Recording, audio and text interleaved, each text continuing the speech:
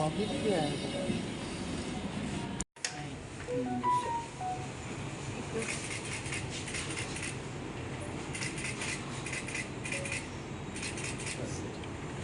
कहाँ होगा नहीं होगा।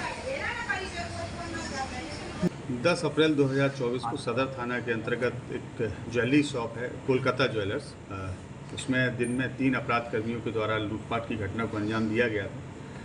जिसमें काफ़ी ज्वेलरी आइटम्स उनके द्वारा लूट के ले जाए गए थे। इसी घटना के आलोक में एक SIT बनाई गई थी जो सिटी SP उनके नेतृत्व में बनाई गई थी और DSP टाउन 2 और ASP टाउन और हम लोगों की जो DIU की टीम है और सदर थाने की टीम इसमें लगातार होमवर्क कर रही थी। और इस इन्वेस्टिगेशन के लिए हम लोगों ने पूरे शहर में लगभग 200 से ज़्यादा जो कैमरे हैं CCTV उन पर काम किया और फाइनली एक जगह CCTV में हम लोगों की एक लोकेशन कैद हुई, जिस गली में लगभग 12:15 बजे एक बाइक पर, जो कि येलो कलर की बाइक थी जो घटनास्थल में प्रयुक्त हुई थी, उसमें 2 अपराधकर्मी एक गली में जाते हुए दिखाई देते हैं और उसके 15 मिनट बाद में सेम गली से 3 अपराधकर्मी वापस आते हुए दिखाई देते हैं। हम लोगों ने इस आधार पर उस एरिया को चिन्हित किया, उस एरिया में होमवर्क करके घर को चिन्हित किया, उस घर में रेड की गई और उसमें से फिर उस दौरान 2 व्यक्तियों की गिरफ्तारी की गई, जिसमें से एक का नाम विकास झा है और दूसरे अपराधकर्मी का नाम अरविंद कुमार है। इन लोगों से पूछताछ के दौरान इन लोगों ने अपनी संलिप्तता को स्वीकार किया और इस घटना में जो अन्य 3 अपराधकर्मी थे जो घटनास्थल पर आए थे उनके बारे में जानकारी दी। फिर टीम उस इनपुट के आधार पर लगातार काम कर रही थी। इसी बीच इनपुट प्राप्त हुआ कि इसका जो मुख्य अपराधकर्मी है जिसका नाम अनुपम झा है, उस रिपू झा जो वैशाली के राजा पाकड़ के रहने वाले हैं और काफ़ी कुख्यात अपराधकर्मी हैं और गोल्ड लूट के इन्होंने अन्य राज्यों में बहुत बड़ी बड़ी घटनाओं को अंजाम दिया है। उनकी लोकेशन जम्मू कश्मीर में कटरा के आसपास है। टीम वहाँ गई, कटरा के पास से इनको डिटेन किया गया और पूछताछ के लिए वहाँ से लाया गया। रास्ते में इनसे इंटरोगेशन हुआ,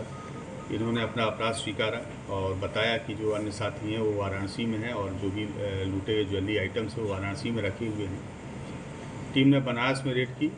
लेकिन जो उनके 2 अन्य साथी थे वो तो भागने में सफल रहे, लेकिन एक ज्वेलर है जिन्होंने इस माल को परचेज किया था उनकी भी गिरफ्तारी की गई है, जिसका नाम मनीष सेठ है। इसके अलावा एक जय हिंद मौर्य नामक एक अपराधकर्मी हैं जो उत्तर प्रदेश जौनपुर के रहने वाले हैं, वो बिचौलिए की भूमिका में थे और उन्हीं का ही एक वहाँ पे फार्म हाउस है जिसमें बैठ के इस पूरी योजना को अंजाम दिया गया था। इस प्रकार से इस पूरी घटनाक्रम में अभी तक हम लोगों ने 5 लोगों की गिरफ्तारी की है और जो लूटा हुआ ज्वेलरी आइटम था उसमें से लगभग 1 kg चांदी है और 15 ग्राम गोल्ड है, उसको हम लोगों ने रिकवर किया है। 2 अपराधकर्मी इसमें अभी भी फरार हैं जिनकी गिरफ्तारी के लिए हम लोग प्रयास कर रहे हैं। कल देर रात्रि में जब इन सारे अपराधकर्मियों को जिला लाया जा रहा था बनारस से, तो उसी क्रम में आज सुबह 4 बजे जो मुख्य अपराधकर्मी अनुपम झा, इन्होंने 4 बजे शौच के बहाने से गाड़ी से उतरे और हम लोगों के पुलिस पदाधिकारी उनके बगल में खड़े थे, उनके द्वारा पुलिस पदाधिकारी को धक्का दिया गया और धक्का दे के ज़मीन में जब वो गिर गए तो उनका पिस्टल निकाल के पुलिस के ऊपर फायरिंग करते हुए भागने की कोशिश करने लगे। लगभग 8 राउंड गोली उनके द्वारा चलाई गई, जिसमें से 2 बुलेट्स हम लोगों की जो गाड़ी है उसके ऊपर लगे। पुलिस के द्वारा भी आत्मरक्षा नियंत्रित फायरिंग की गई चेतावनी देके, जिसमें से 2 गोली अपराधकर्मी अनुपम झा के पैर में लगी हैं, वो अभी इलाजरत हैं। जम्मू कश्मीर से कहीं और भागने के प्रयास नहीं करते? नहीं, जम्मू कश्मीर वो एक्चुअली गए थे धार्मिक प्रयोजन से, एक धार्मिक उद्देश्य से वहाँ दर्शन करने गए थे माता वैष्णो देवी के, और जब वहाँ से वो नीचे उतर रहे थे उस समय पुलिस के द्वारा इनको डिटेन किया गया है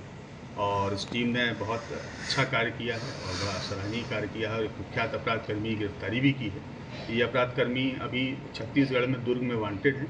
2023 में इनकी गिरफ्तारी वहाँ पे एक ज्वेलरी लूटकांड हुआ था, अमलेश्वर सर्राफ थे उनकी दुकान पे और गोलीबारी के दौरान उनकी हत्या भी इनके द्वारा कर दी गई थी इनकी टीम के द्वारा। और जब इनकी गिरफ्तारी की गई तो ये हॉस्पिटल में एडमिट हो गए बहाना बना के, और हॉस्पिटल में इनके सहयोगी लोग आए जिनके द्वारा वहाँ फायरिंग की गई और हॉस्पिटल के कर्मियों को और वहाँ के पुलिसकर्मी जो ड्यूटी पर थे उनको बंधक बना के एक कमरे में बंद कर दिया गया और इनको लेकर भागने में वो लोग सफल हो गए। तो जो दुर्ग की टीम है वो भी शीघ्र यहाँ पहुँच रही है और जो केस में वांटेड है उसमें वो लोग इनको रिमांड पर लेंगे। लगातार अपराधियों को पैर में गोली मारी जा रही है। देखिए,